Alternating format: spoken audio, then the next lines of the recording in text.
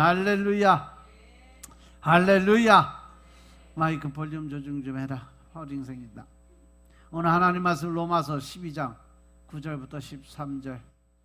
로마서 12장 9절부터 13절의 말씀입니다. 사랑엔 거짓이 없나니 악을 미워하고 선에 속하라.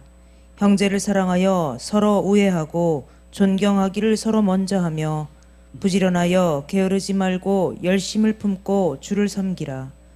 소망 중에 즐거워하며 환난 중에 참으며 기도에 항상 힘쓰며 성도들의 쓸 것을 공급하며 손대접하기를 힘쓰라. 아멘. 할렐루야, 할렐루야. 우리 하나님 참 좋으신 하나님이십니다. 이 시간 하나님의 은혜와 평강이 여러분들과 여러분들의 가정과 직장과 사업장 그리고 여러분들 자녀들까지 하나님의 은혜가 흐르고 넘치도록 채워지길 주 이름으로 축원합니다. 아멘. 자, 우리 따라합니다. 나는 예수님 안에서 모든 사람들을 이해하고 용서하고 사랑하겠습니다. 자, 우리 선포의 기도 드립니다. 나사렛 예수 이름으로 명하노니 내 안에 가난의 영, 채무의 영은 떠나갈지어다. 내 앞에 하나님의 축복을 가로막는 모든 악한 영들은 속히 떠나갈지어다. 내 죄로 인해서 나를 떠나갔던 모든 영권, 인권, 물권은 속히 회복되어 돌아올지어다. 아멘. 할렐루야. 우리의 모든 가난의 영, 채무의 영이 떠나가서 우리의 모든 빚은 탕감되어지는 줄로 믿습니다. 하나님의 축복을 가로막는 모든 악한 영들이 떠나가고 나를 떠나갔던 영권, 인권, 물권의 권세들이 다 회복되어 돌아온 줄로 믿습니다. 할렐루야. 이 시간도 하나님께 영광 올려드리는 귀한 시간 되시길 주의 이름으로 축원합니다. 오늘 로마서 12장 9절부터 13절 말씀 가지고 열심을 품고 주를 섬기라 하는 제목으로 말씀을 나누겠습니다. 따라합니다. 열심을 품고 주를 섬기라. 열심을 품고 주를 섬기라. 하나님께서 사도 바울을 통해서 빌립보서 1장 27절에 보면 빌립보 교회 성도들에게 오직 너희는 그리스도 복음에 합당하게 생활해라 라고 말씀하셨어요. 여기서 합당하다는 말이 잘 꼭 맞는 거, 올바르게 생활하는 거, 이것이 바로 합당한 생활이에요. 우리도 이 복음에 합당한 생활을 해야 될 줄로 믿으시기 바랍니다. 그러면 어떻게 우리가 신앙생활하는 것이 과연 하나님 보시기에 합당한 신앙생활인가에 대해서 우리가 오늘 한번 생각해 보면서 은혜를 나누고자 해요. 제일 먼저 우리는 열심을 품고 주를 섬겨야 되는 줄로 깨달으시기 바랍니다. 로마서 12장 11절에서 보니까 부지런하여 게으르지 말고 열심을 품고 주를 섬기라고 말씀하셨어요. 게으름과 열심은 정반대의 이야기예요. 그죠? 게으른 사람은 열심히 없고 열심히 있는 사람은 절대 게으른 생활을 할 수가 없어요. 잠언 10장 4절에 보면 손을 게을리 놀리는 자는 가난하게 된다 그랬어요. 그래서 손이 부지런히 움직이는 자가 부하게 된다라고 말씀하셨음을 깨달으시기 바랍니다. 이것은 하나님이 이 땅을 만들어 창조자의 법칙이에요. 창세기 3장 18절부터 8절부터 19절까지 한번 보겠습니다. 창세기 3장 8절부터 19절의 말씀. 그들이 날이 서늘할 때에 동산에 거니시는 여호와 하나님의 음성을 듣고 아담과 그 아내가 여호와 하나님의 낯을 피하여 동산나무 사이에 숨은지라. 여호와 하나님이 아담을 부르시며 그에게 이르시되 내가 어디 있느냐. 가로되 내가 동산에서 하나님의 소리를 듣고 내가 벗었으므로 두려워하여 숨었나이다. 가라사대 누가 너의 벗었음을 내게 고하였느냐. 내가 너더러 먹지 말라 명한 그 나무 실과를 내가 먹었느냐. 아담이 가로되 하나님이 주셔서 나와 함께하게 하신 여자 그가 그 나무 실과를 내게 주므로 내가 먹었나이다. 여호와 하나님이 여자에게 이르시되 내가 어찌하여 이렇게 하였느냐. 여자가 가로되 뱀이 나를 꿰므로 내가 먹었나이다.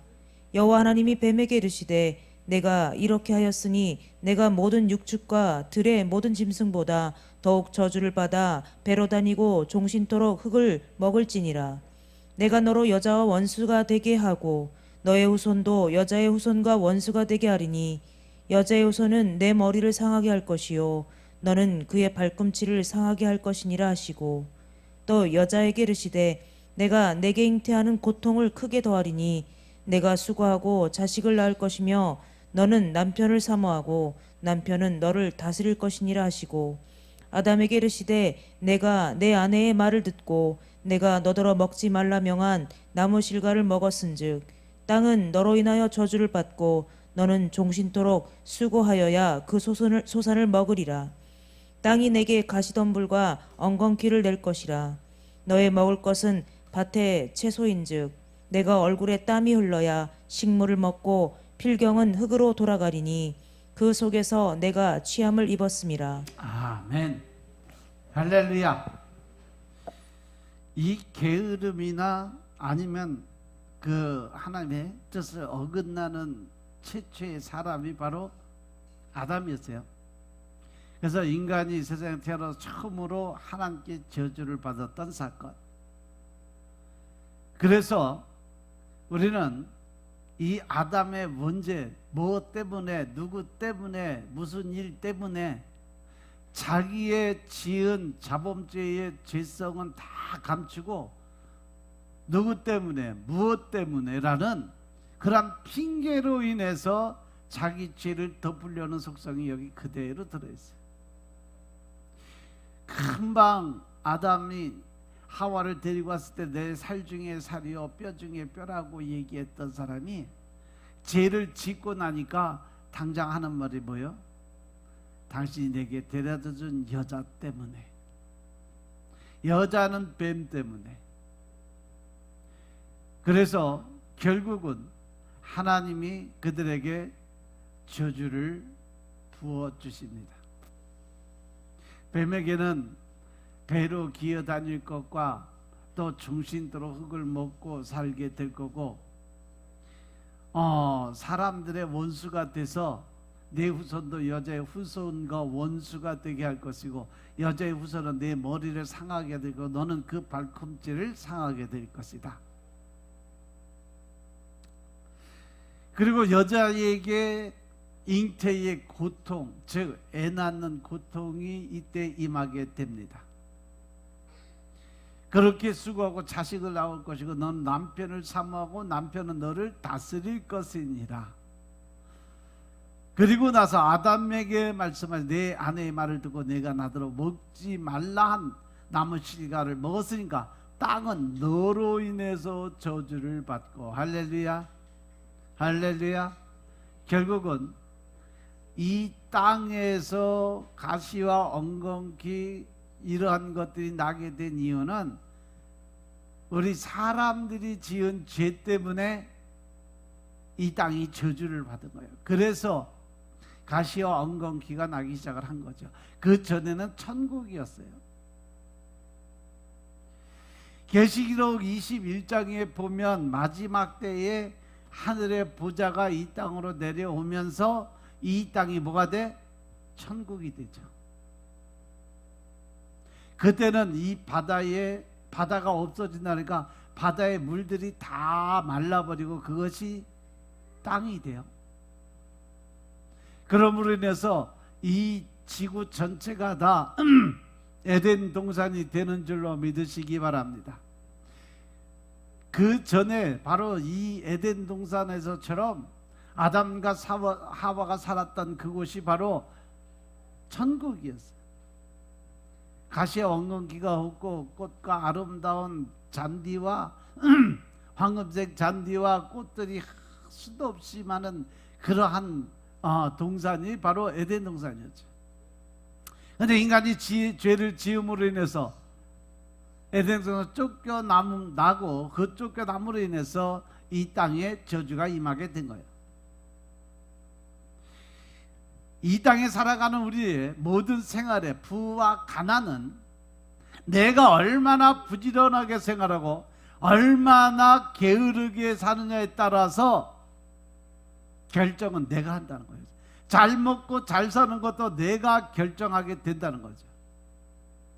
하나님의 계명을 지키고 말씀을 순종하며 하나님의 말씀을 실천하고 부지런히 살아가는데 심는 일에 부지런하고 맡은 사명에 부지런하는 자에게는 부유함이 있게 되는 줄로 믿으시기 바랍니다.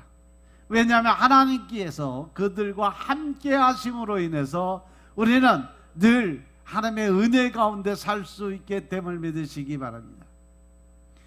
사람들이 많이들 그래, 나는 이렇게 열심을 하고 하나님을 섬기고 열심히 헌신하고 열심히 봉사하는데 왜 나는 이렇게 힘든 생활을 할까? 그 판단의 기준이 어디 있느냐에 따라 틀려진다는 사실이죠. 하나님의 말씀에 비추어 말씀의 거울에 비춰서 내가 정말 하나님이 원하시는 삶으로 헌신하고 봉사했을까? 하나님이 원하시는 물질을 하나님께 드렸을까?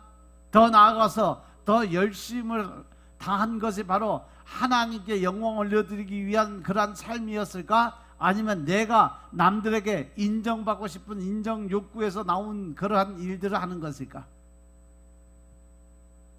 사람 보고 환경 조건 따져가면서 헌신 봉사는요 자기를 위한 거예요. 하나님을 위하고 하나님께 영광 올려드리는 헌신 봉사는요 왼손이 하는 일 오른손이 모르도록 해야 되는 거예요. 그것이 하나님께서 인정하시는 헌신과 봉사의 삶인 것임을 깨달으시기 바랍니다. 아멘. 자, 우리 모든 것에 다 부유해야 된다는 사실이죠. 왜? 하나님을 믿는 우리들은 다른 사람들을 더 많이 도와주고 세워주고 높여줘야 되는 사명을 갖고 이 땅에 태어난 사람들인 것임을 믿으시기 바랍니다. 그래서 어려운 사람들을 보면 나누고 베푸는 사람들이 되어야 돼요. 옛날에 우리 속담에 콩 한 쪽도 나누어 먹는 그러한 세상이 있다라고 그랬는데 우리는요 그 본질은 어디서 나왔냐? 하나님 말씀에서 나온 거예요. 하나님은 서로 협력해서 선을 이뤄가라는, 그래서 모든 것이 협력해서 하나님의 뜻에 맞는 합당한 일을 하라고, 선한 사업을 하고 선한 일을 하라고 하신 하나님의 말씀과 같은 의미가 있음을 깨달으시기 바랍니다. 잠언 18장 9절에도 보면 자기의 일을 게을리하는 자는 패가하는 자의 형제라고 말씀하셨어요. 게으름을 가지고 사는 사람들은요 패가 망신하는 일에 지름길을 걸어간다는 얘기예요. 그래서 우리는 늘 바쁘게 움직여야 된다는 사실 명심하시기 바랍니다. 교회에 와서는 하나님의 나라를 위해서, 교회의 부흥을 위해서, 더 나아가서 하나님의 영광을 위해서 여러분들이 열심을 다해서 헌신하고 봉사하고 충성을 다하고, 또 가정에 돌아가서 집안 식구들 위해서, 남편 아내를 위해서, 자녀들을 위해서 더 열심히 헌신하고 봉사하고 섬기는 생활을 해야 될 줄로 믿으시기 바랍니다. 사회에 나가서 직장에서도 마찬가지예요. 다른 사람들, 윗사람이나 아랫사람들 정중하게 그들을 섬기고 헌신하며 그들을 세워주고 높이는 생활을 해야 될 줄로 깨달으시기 바랍니다. 그래서 우리가 항상 하나님의 말씀대로 우리가 게으르지 말고 열심을 다하는 자들의 모습에서 하나님께 기뻐하시는 삶을 사는 여러분들의 삶이 되시길 여러분 축원합니다. 어떤 사람은 자기 일도 게을리하고 남의 일도 게을러야 하는 사람들이 있어요. 또 어떤 사람은 자기 일은 열심을 최선을 다하는데 남의 일은 전혀 쳐다도 안 봐, 도와주지도 않아. 그러한 사람이 있어요. 그런데 또 어떤 사람은 자기 일은 게을리면서 남의 일은 발벗고 나서는 오지랖 넓은 사람들이 있어요.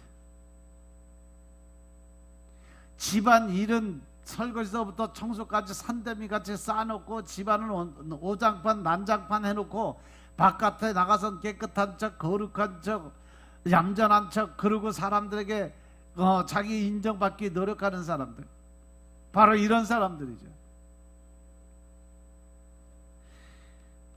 남의 일은 열심히 하고 자기 일은 덜 보지 않은 것도 하나님 말씀에 어긋난다는 사실 명심하시기 바랍니다. 자기 일을 충실히 하면서 남의 일도 충실히 하는 자가 되어야 되는 줄로 믿으시기 바랍니다. 자유와 방종에 대해서 제가 여러 번 말씀을 드렸는데, 자유란 것은 자기에게 주어진 책임의 분량의 모든 일들을 끝마치고 남는 시간을 누릴 수 있는 게 자유 아니에요. 방종은 뭐냐? 자기에 맡겨진 일은 고사하고 그저 자기 편하고 또 좋은 일들, 쉬는 일들만 골라서 하는 일들이 하는 사람들이 방종하는 사람이라고 그랬어요. 자유와 방종은요, 책임을 다했느냐 못했느냐의 차이점이 자유와 방종으로 갈라진다는 사실 명심하시기 바랍니다. 그래서 자기 일에 최선을 다하는 사람이 만족한 삶을 살 수 있는 것입니다. 어떤 분은 육신의 일은 부지런한데 영의 일은 아주 게으른 사람이 있어요.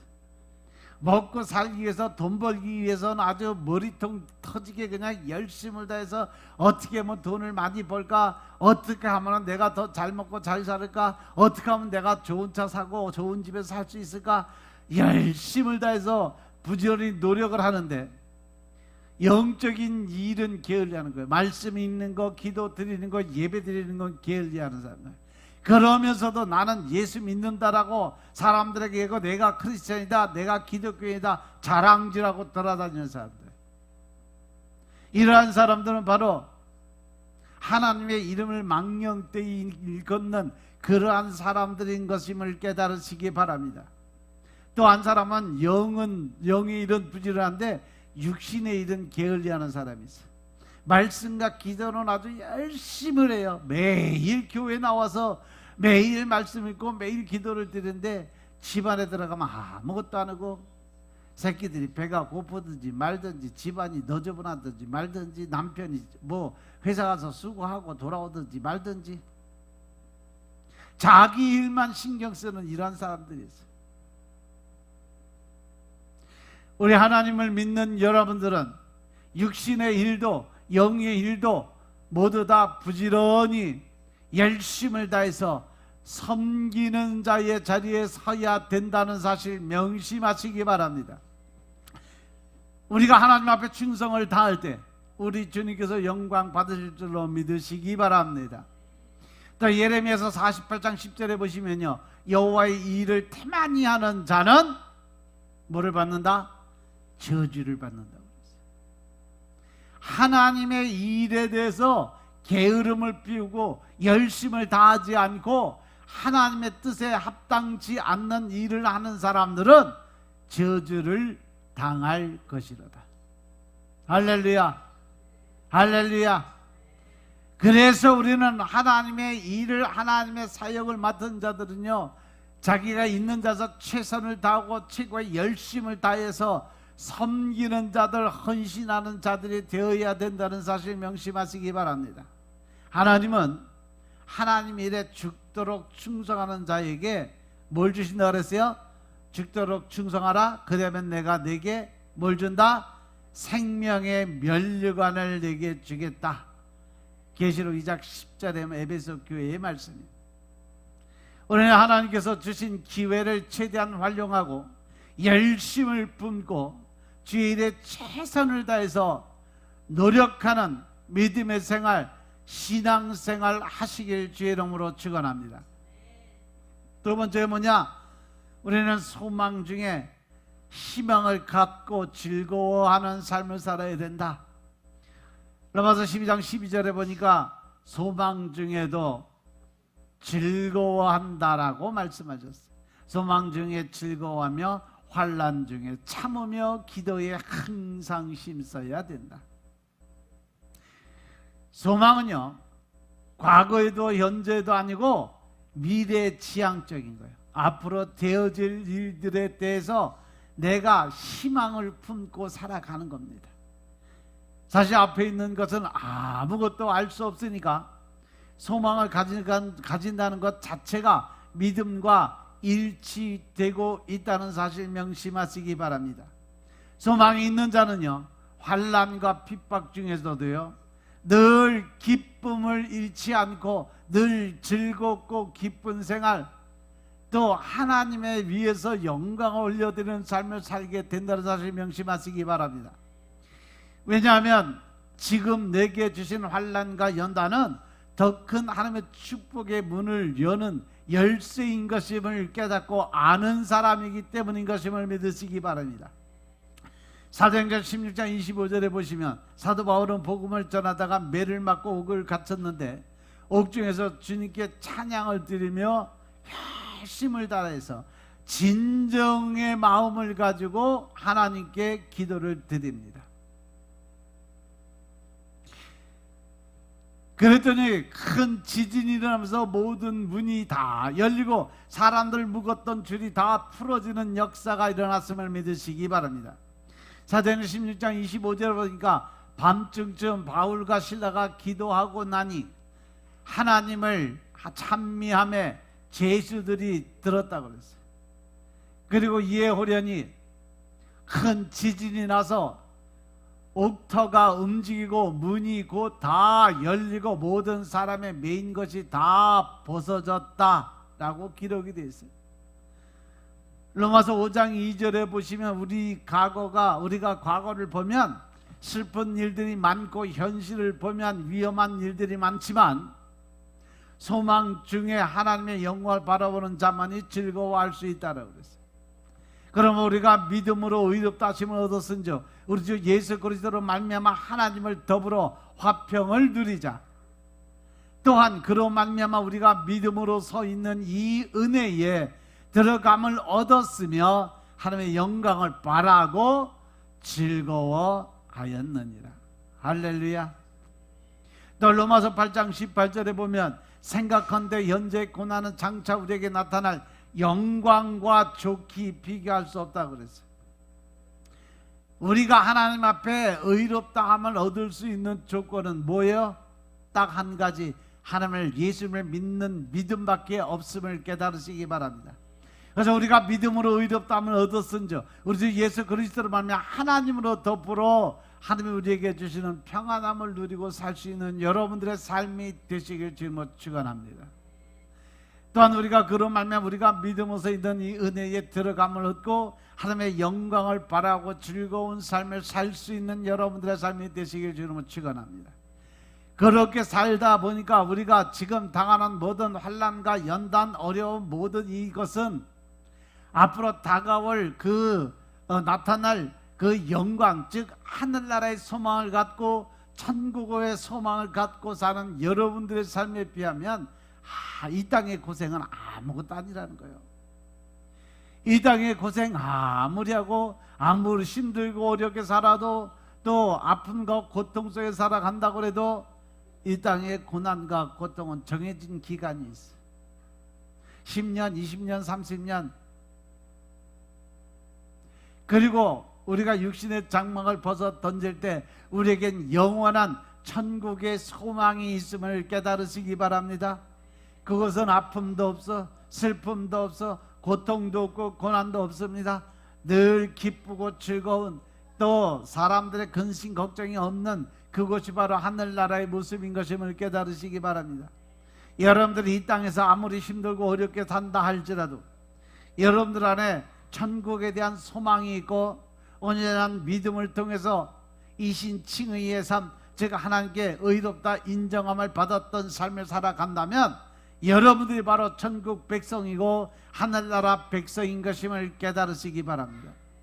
우리는 그 소망의 꿈을 가지고 하나님 나라의 영광을 바라보면서 이 땅에 사는 모든 삶의 곤고함과 어려움과 힘든 것을 다 하나님께 올려드리는 영광의 삶으로 성화시키시길 주의 이름으로 축원합니다. 먼저 로마서 8장 8절부터 15절에 보시면 아직도 옛날에 죄에 물든 자의 지배를 받아서 육신의 욕망대로 따라가는 자는 결코 하나님을 기쁘게 해드릴 수 없다라고 말씀하셨어요. 따라서 우리가 옛날에 죄에 물든 자의 지배를 받는다는 것은 내가 예수님을 믿고 믿음으로 거듭남으로 인해서 하나님께 의롭다 칭함을 받고 이제 죄인에서 의인으로 바뀌었는데도 불구하고 나는 과거에 내가 살았던 아픔이나 상처나 슬픔에 대한 것을 놓지 못하고 그거에 묶여서 내가 아직도 마음속에 품고 있는 악한 감정이나 미움이나 증오나 이러한 삶을 살아간다라면 내가 나 스스로를 지옥의 감옥으로 끌고 내려가고 있음을 깨달으시기 바랍니다. 그래서 옛날 죄에 물든 자아의 지배를 받아 육신의 욕망대로 따라가는 자는 결코 하나님을 기쁘게 할 수 없다라고 로마서 8장 8절부터 말씀 이하에 들어와 있어요. 그리고 이제는 여러분들은 사정이 바뀌었어요. 왜? 예수님을 믿게 되므로 하나님께 의로운 삶을 사는 자로 바뀌었어요. 만일 하나님의 영이 여러분 속에 계신다면 여러분들은 성령의 사람들이에요. 그래서 하나님의 사람, 성령을 따라 사는 사람인 것임을 믿으시기 바랍니다. 분명히 여러분들이 기억해야 될 것은 만일 자기 속에 그리스도의 영이 계시지 않는 사람은 절대로 그리스도인이 될 수 있다 없다? 없다라는 거죠. 그래서 우리가 믿음 안에서 반드시 받아야 될 것은 뭐다? 우리가 믿음 생활하고 크리스찬으로서 반드시 받아야 될 게 뭐예요?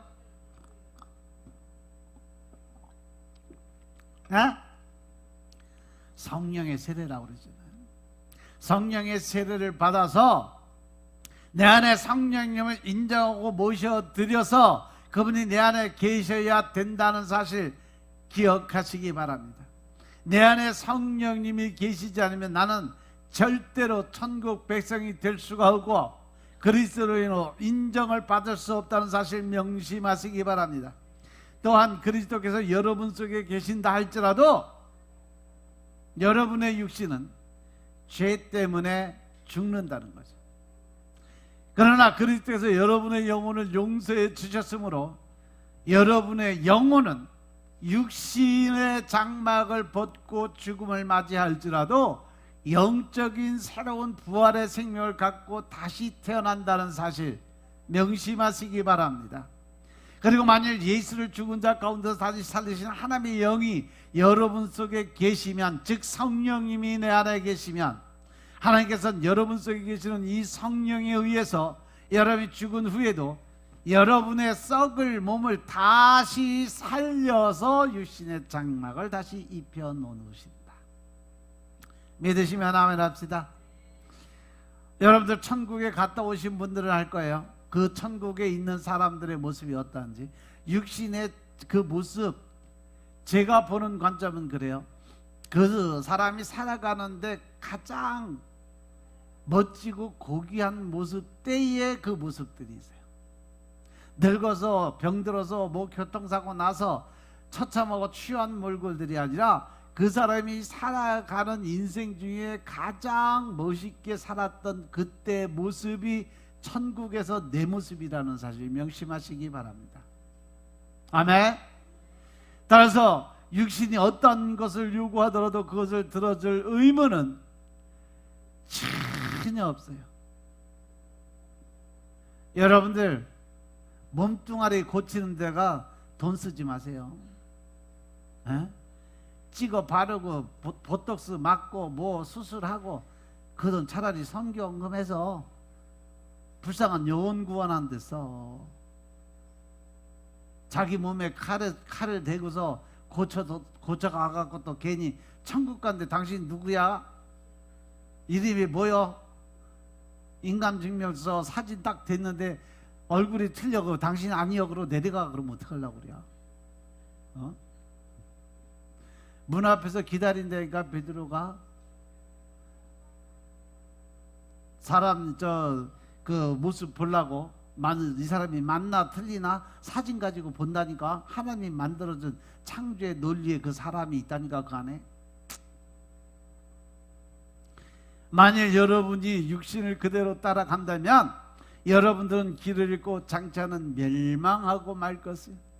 그러나 성령의 능력으로 육신의 악한 행동을 깨뜨리고 버릴 수 있다면 여러분들은 영원한 생명의 삶을 살 수 있음을 믿으시기 바랍니다. 왜냐하면 하나님의 영이 이끄는 대로 사는 사람은요 모두 하나님의 자녀고 하나님의 백성인 것임을 깨달으시기 바랍니다. 그래서 우리가 특별히 믿음 생활을 하고 열심을 다하고 최선을 다하는데도 불구하고 내게 힘들고 어려운 그러한 일들이 생긴다면 반드시 그 안에는 하나님의 뜻과 계획이 있다는 사실 명심하시기 바랍니다. 하나님께서는 사랑하지 않는 자를 채찍질하지 않는다고 그랬어요.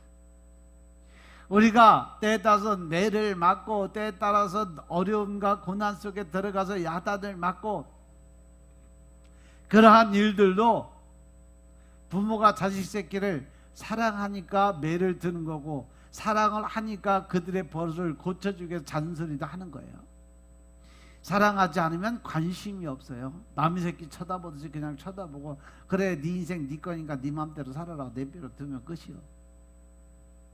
그럼에도 불구하고 잘되게 하고 올바른 길로 걷게 하고 그들이 올바른 삶을 살게 만들기 위해서 때에 따라서 잘못하면 매도 들고 야단도 치고 잔소리도 하는 거예요. 하나님도 그렇게 하신다라고 말씀하시면서 만약에 하나님이 채찍질하지 아니하면 그는 뭐라고 그랬어요? 사생하라고 그랬어요.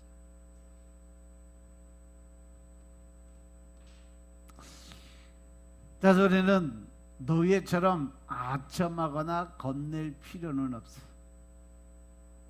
하나님의 가족 안에 하나님의 자녀로 영접을 받았으니까 하나님의 자녀답게 당당하고 담대한 믿음을 가지고 행동하고 하나님을 아버지라 부를 수 있는 자리에 여러분이 서 계시길 주님으로 축원합니다. 사도 바울은 성도들이 이 땅에서 당하는 고난은 장차 나타날 영광과 좋게 비교할 수가 없다라고 말씀으로 전하고 있어요. 현재 우리가 겪는 고난을 생각해 보면 우리가 받는 현재 고난은 탄식하여 양자가 될 것 곧 우리 몸속에 속량을 기다리는 것과 깊은 연관이 있다고 그랬어요.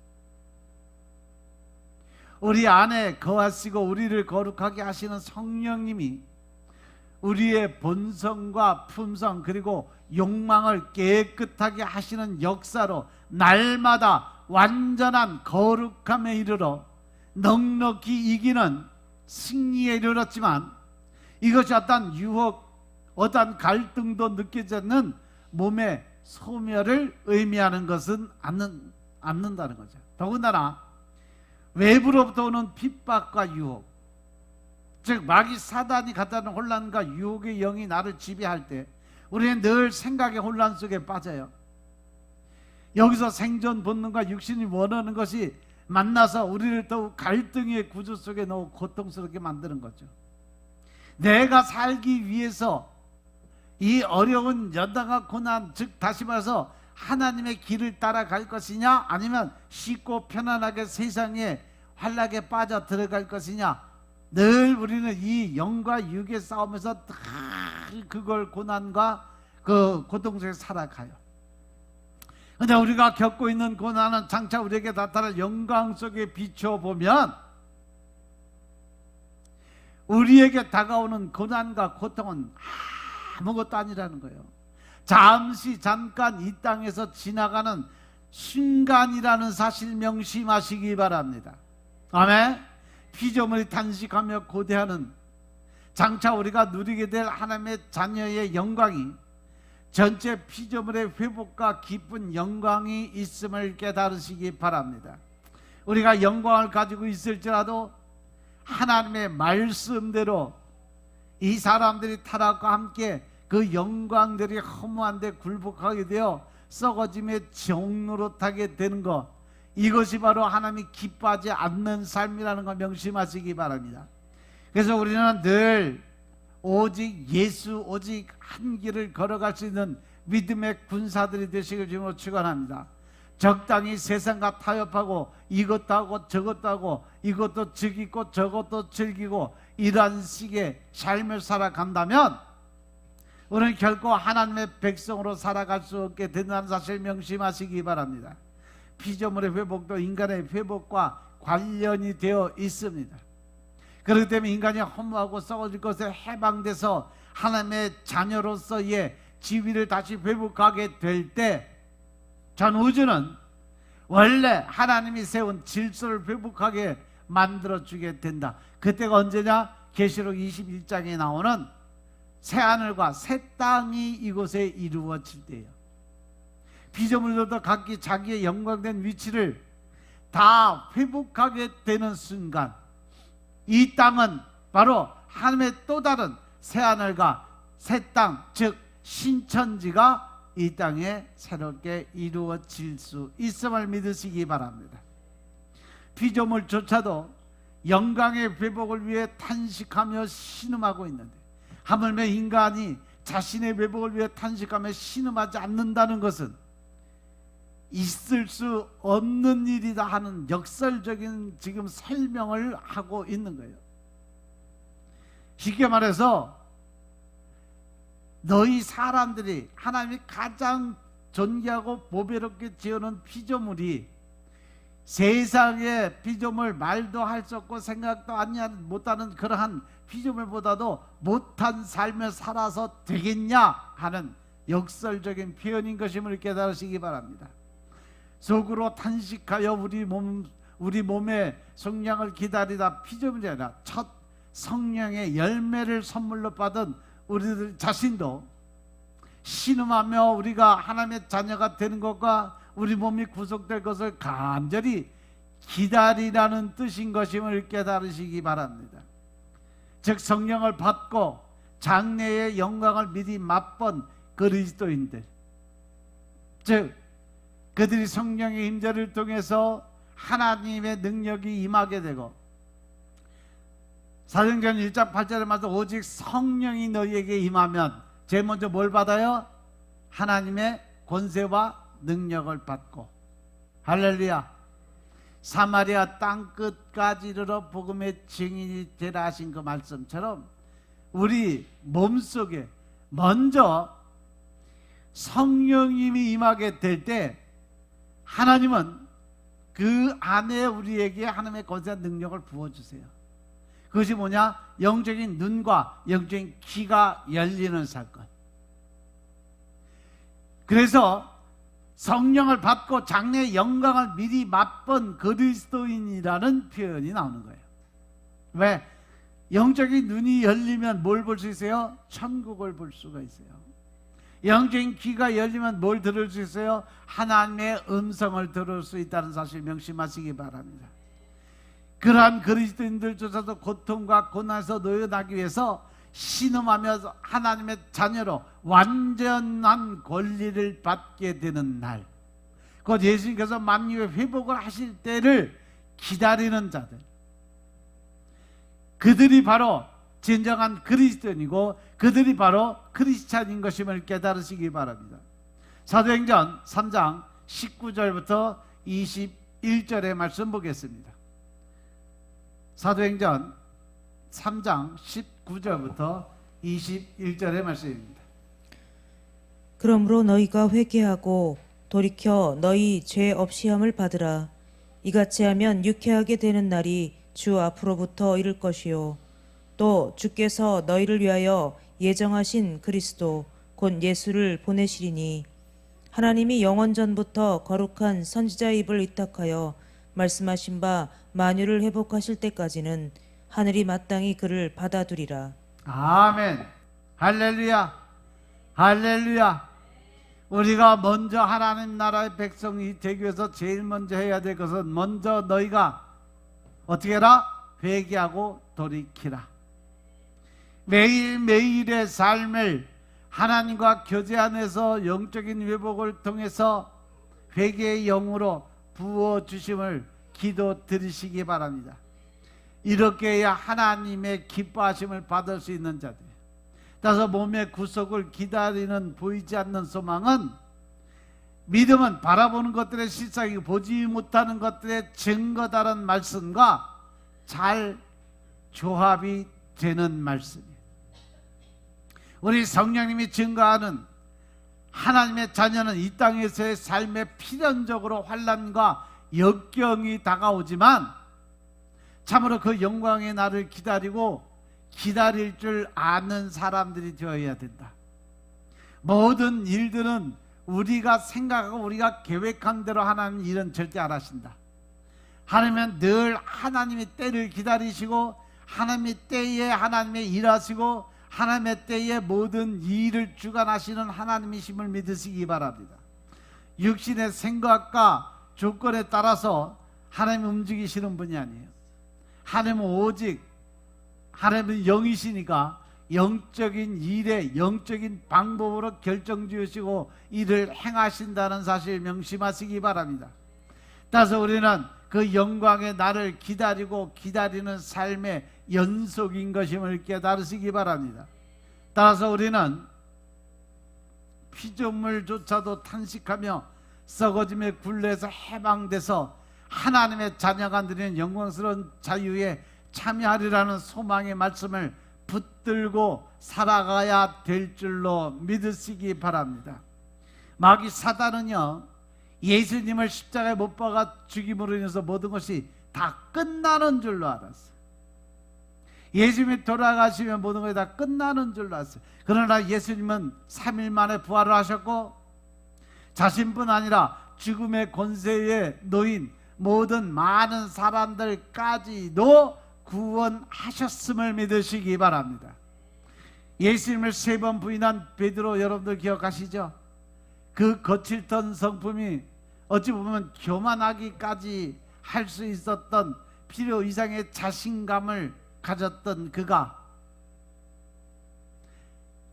한 번에 꺾인 일은 바로 자기가 지은 한 번의 실수였기 때문에, 지금의 고통, 지금의 어려움, 지금의 실수를 너무도 두려워하지 마시기 바랍니다.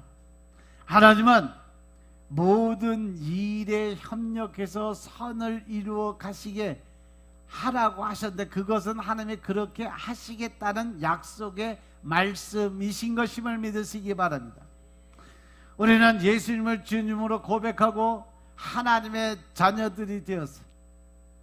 하나님의 자녀가 되었다는 보증과 그의 소유라는 인침의 표시로 하나님의 영, 예수 그리스도의 영, 즉 다시 말해서 성령님이 우리 안에 내주하고 계신다는 사실 명심하시기 바랍니다.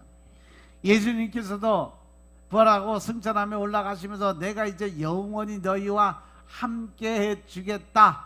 그래서 내가 가기 전에 너희에게 먼저 뭘 보내준다? 보혜사, 또 다른 보혜사 성령님을 보내주신다 약속하셨음을 믿으시기 바랍니다. 그분이 바로 우리가 받아야 될 성령 세례의 주인공이심을 깨달으시기 바랍니다. 성령님이 우리 안에서 우리 영에게 증언하신 것은 나는 하나님의 자녀가 되었다는 사실이에요. 로마서 8장 14절에 보면 무릇 하나님의 영으로 인도함을 받은 사람은 곧 하나님의 뭐다? 하나님의 아들이다. 할렐루야. 이 말씀을 받고 말씀드리면 무릇 성령으로 인도함을 받지 않는 사람이라면 하나님의 아들이 될 수 없다는 얘기예요. 예수님을 영접한 사람은 하나님의 자녀의 권세를 가졌음을 믿으시기 바랍니다. 요한복음 1장 13절에 이는 혈통으로나 육정으로나 사람의 뜻으로 나지 아니하고 오직 하나님께로부터 난 자들이다 라고 아주 못을 박아놨어요. 할렐루야. 요한복음 1장 12절 13절 보자.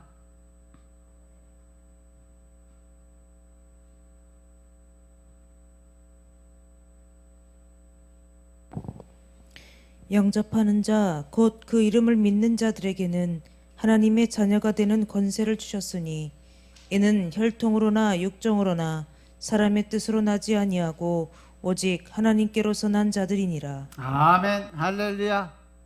할렐루야. 영접하는 자 그 이름을 믿는 자들에게는 뭘 준다? 하나님의 자녀가 되는 권세를 준다 그랬어요. 이것은 혈통이나 육정이나 사람의 뜻으로 나지 아니하고 육신의 몸으로 나지 않고 오직 하나님, 즉 영적인 부활의 생명을 가진 자들이다 라고 말씀하고 계심을 믿으시기 바랍니다. 오직 하나님께로부터 난 자들의 말씀이 성령으로 거듭난 사람이다 라고 설명하고 계심을 믿으시기 바랍니다.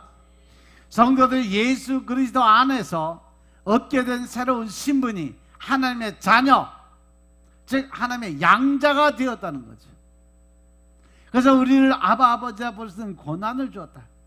우리가 어느 집안의 양자가 되었다고 하는 말은 그 집안의 상속자로 인정을 받고 실제로 상속이 이루어지게 되어 있다는 사실 명심하시기 바랍니다.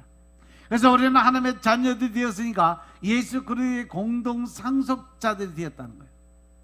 사도 바울이 상속자라고 할 때 유대 나라의 법보다는 로마의 법을 생각하고 말씀을 전하는 것 같은데, 로마는 친자나 양자를 구분하지 않고 평등하게 상속하는 법이 로마 법이에요. 그러니까 우리들이 하나님의 자녀들이 돼서 예수 그리스도와 함께 공동 상속자들이 되었다는 것만 좋아해서는 안 돼요. 우리가 하나님의 자녀라면 우리 주님 그리스도와 함께 영광을 받기 원한다면 그리스도와 함께 뭘 받아야 된다? 고난도 함께 받아야 될 거다라고 말씀하셨음을 깨달으시기 바랍니다. 로마서 8장 17절의 말씀을 보면 자녀면 또한 후사, 곧 하나님의 후사요 그리스도와 함께 한 후사니 우리가 그와 함께 영광을 받기 위하여 고난도 함께 받아야 될 것이니라. 할렐루야. 하나님의 자녀라고 하는 특권은 오히려 하나님의 영광을 위해서 헌신하고 고난에 참여하고 자원해서 충성하는 것이라고 할 수 있어요. 우리가 그와 함께 영광을 받기 위해서 고난도 함께 받아야 할 것이라 이렇게 말씀하신 걸 잘 기억하시길 주님으로 축원합니다. 시편 71편 14절에도 보면 나는 항상 소망을 품고 주를 더욱 찬송하겠다라고 고백을 합니다. 지금은 마음이 곤고하고 괴롭고 슬프고 또 하나님의 축복이 안 보이는 것 같아서 아무것도 보이지 않으니까 답답하고 힘든 부분이 있지만 여러분들 천국의 소망을 갖고 늘 기쁘고 즐거운 마음으로 감사의 생활하시기 바랍니다.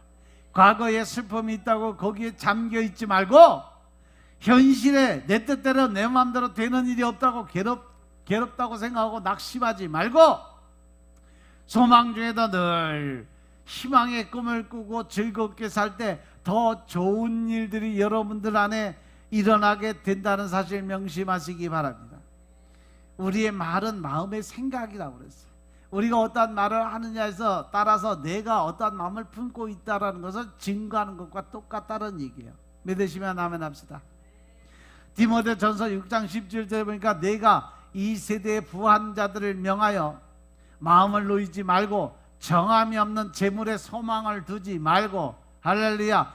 디모데전서 6장 17절 오직 우리에게 모든 것을 후히 주사 누리게 하시는 하나님께 두라고 말씀하고 계심을 깨달으시기 바랍니다.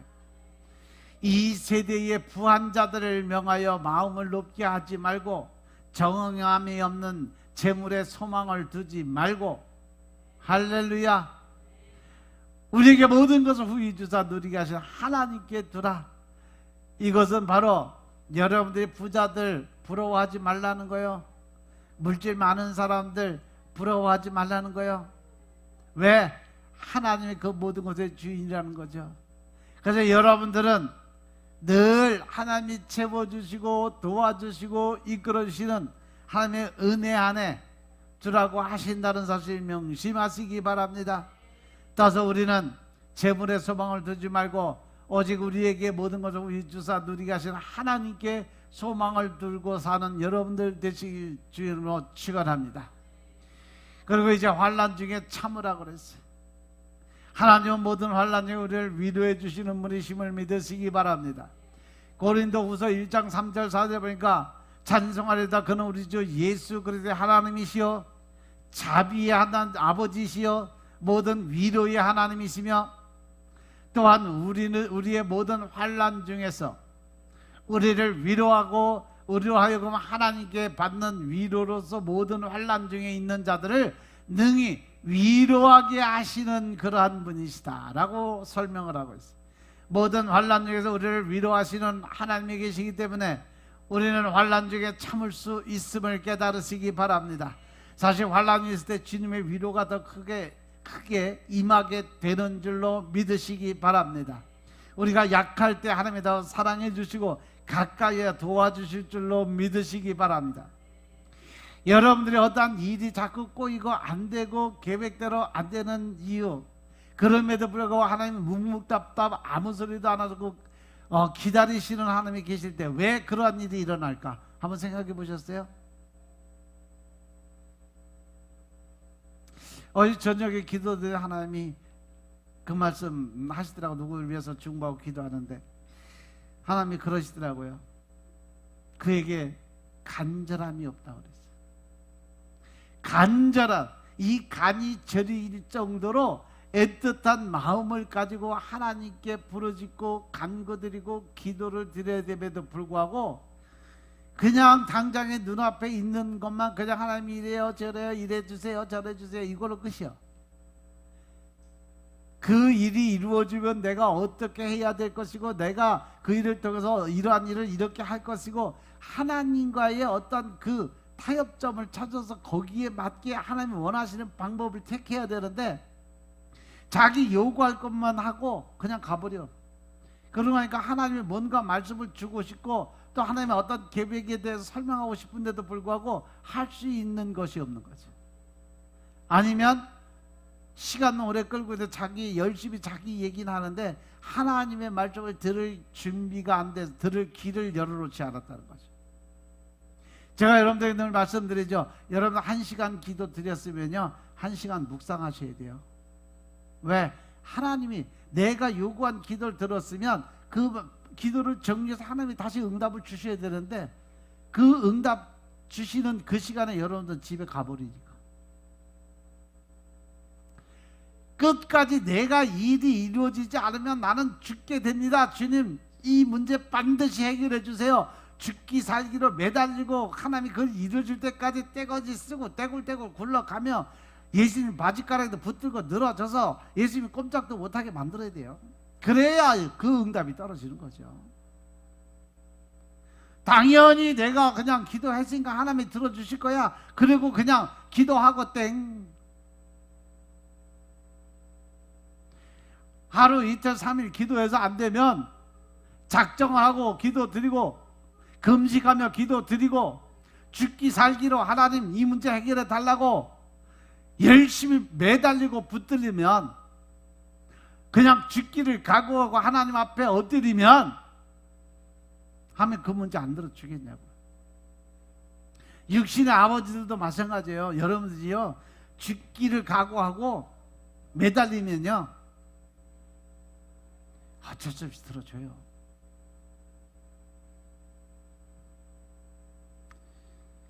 제 동생이 그랬어요. 지금 유양숙 사모가 중학교 3학년 때 그때 당시에 그 시골 촌구석에 피아노 사달라고 자기 피아노 안 사주면 밥 안 먹고 그때부터 금식 들어갔어요. 우리 아버지가 일주일 만에 손들었잖아. 집에서 밥 안 먹고 바깥에 나가서 사 먹고. 근데 한 끼씩 먹으니까 죽지 않을 만큼만 먹으니까 삐쩍삐쩍 말라 들어가니까 아빠가 돼서 그걸 못 이기더라고.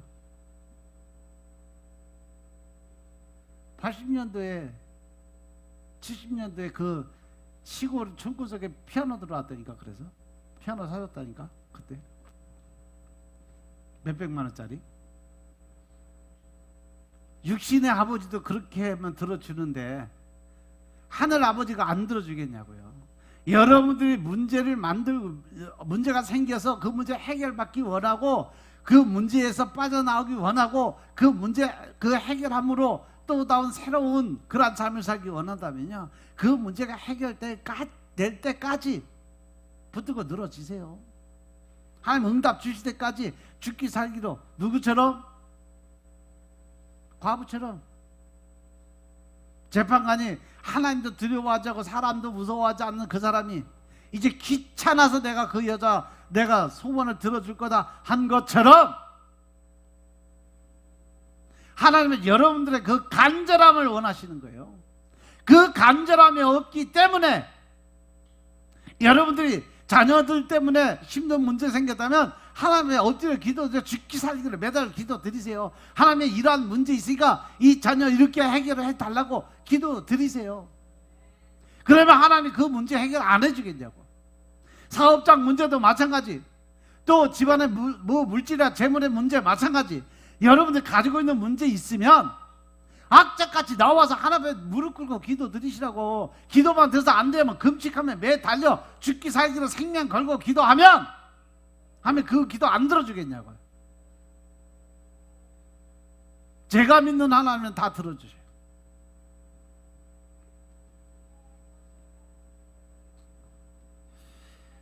데살로니가전서 1장 6절에 보면 또 너희는 많은 환난 가운데 성령의 기쁨으로 도를 받아 우리와 주를 본받는 자가 되었으니 라고 했어요. 예수님도요, 예수님이 어떤 일이 있을 때 늘 습관적으로 새벽 미명에 새벽에 나가서 산에 올라가 기도 드리셨다고 했어요.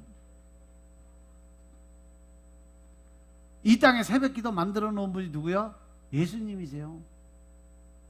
그 예수님을 닮아가는 자들이라는 사람들이 새벽 기도 안 드리면 그 예수님을 닮아가는 거예요.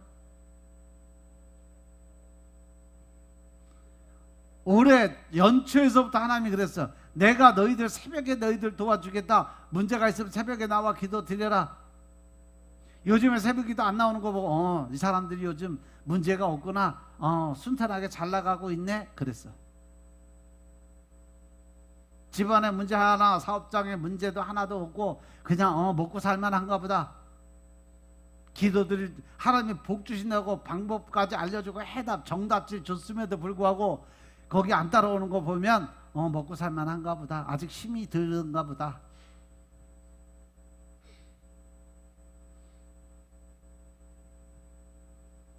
힘들고 어려운 사람은 우리 교회 2사람, 3사람밖에 없더라고. 죽으나 사나 나와서 새벽에 제단 쌓는 사람들은 2-3사람이야.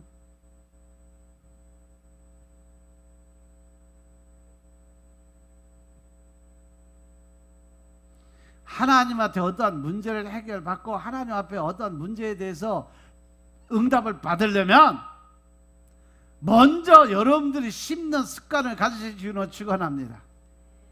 우리에게 환난이 있을 때 세상적인 기쁨으로 그 환난을 이길 수 없어요.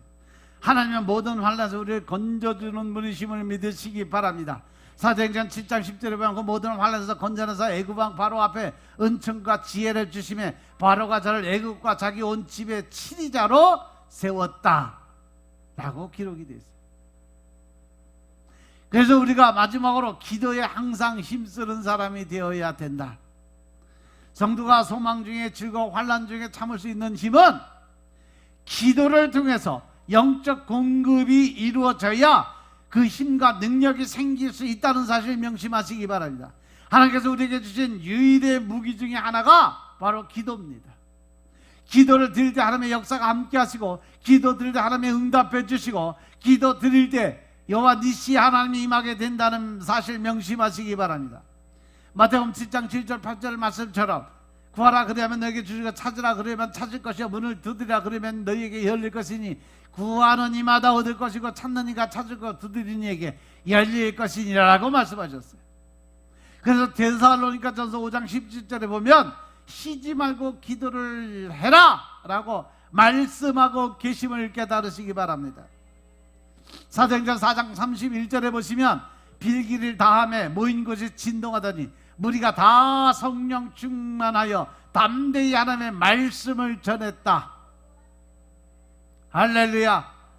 우리가 복음 전도의 사명, 전도의 사명을 감당하는 것도 내 안에 뭐가 들어와야 돼? 성령 하나님이 임해야 돼요. 빌기를 다함에 모인 것을 진동하는 무리가 다 성령이 충만하여 담대하게 하나님의 말씀을 전했다. 즉 성령의 세례를 받아야 말씀을 전하는 능력이 생긴다는 거예요. 자, 여러분들 게으르지 말고 열심을 품고 주를 섬기고 소망 중에 즐거워하고 환난 중에 참고 기도에 항상 힘쓰면서 하나님의 백성으로서 성도로서 복음에 합당한 신앙생활을 하면서 하나님께 영광을 드리는 여러분들이 다 되시길 주님으로 축원드립니다. 기도드리겠습니다. 아버지 하나님 감사드립니다. 오늘도 아버지의 은혜 가운데 우리가 살아가게 하시고 넌 더 큰 하나님의 사랑을 나누고 베풀 수 있는 자리에 서게 하시니 감사합니다. 늘 신령과 진정의 마음으로 하나님 나라의 일꾼 되게 하옵소서. 주님이 원하시고 계획하신 대로 우리가 쓰임받는 도구 되게 하여 주옵소서. 이제는 하나님의 뜻에 합한 자들 되게 하시고 간절한 마음으로 주님께 엎드려 기도드리는 자 되게 하시고 새벽에 내가 너를 도우리라 약속하신 하나님을 만나는 자들 다 될 수 있도록 축복하옵소서. 오직 성령님의 인도하심에 따라 우리의 삶이 완전하게 변화될 수 있도록 주님이 역사하여 주옵소서.